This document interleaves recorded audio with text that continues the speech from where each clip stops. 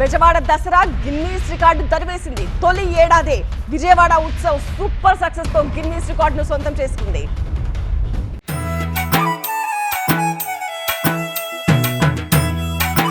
చెయ్యెత్తి జైకొట్టు తెలుగోడ అనేలా సాంస్కృతిక వైభవంతో బెజవాడ కళకళ్లాడింది.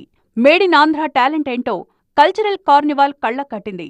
మైసూరుకు మించి మరో లెవెల్ అన్నట్టుగా విజయవాడ దసరా దరువు గిన్నీస్ రికార్డును సొంతం చేసుకుంది.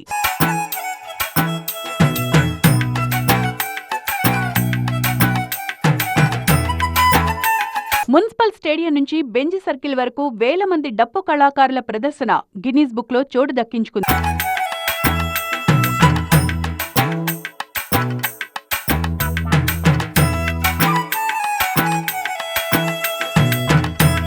లార్జెస్ట్ డప్పు artist rally record Guinness world records లోకి ఎక్కింది.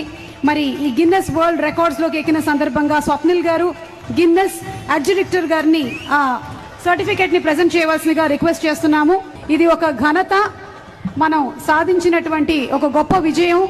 Guinness book of world records లోకి డప్పు కళాకారులు వాళ్ళ ర్యాలీ అత్యధికంగా పార్టిసిపేట్ చేసి సాధించినటువంటి రికార్డ్. ఓవైపు దసరా శరన్నవరాత్రుల సందడి, మరోవైపు విజయవాడ ఉత్సవ్. ఎటుచూడు సాంస్కృతిక కోలాహలమే. 11 రోజులు 285కు పైగా కళా ప్రదర్శనలతో విజయవాడ ఉత్సవ్ సంస్కృతి కళల విశ్వరూపానికి వేదికైంది. కళాకారులను, నిర్వాహకులను అభినందించారు సీఎం చంద్రబాబు. అభివృద్ధి పదంలో దూసుకువెళ్లాలంటే కష్టపడ్డంతో పాటు కళలను ఆదరించాలి, ఆస్వాదించాలి అన్నారు.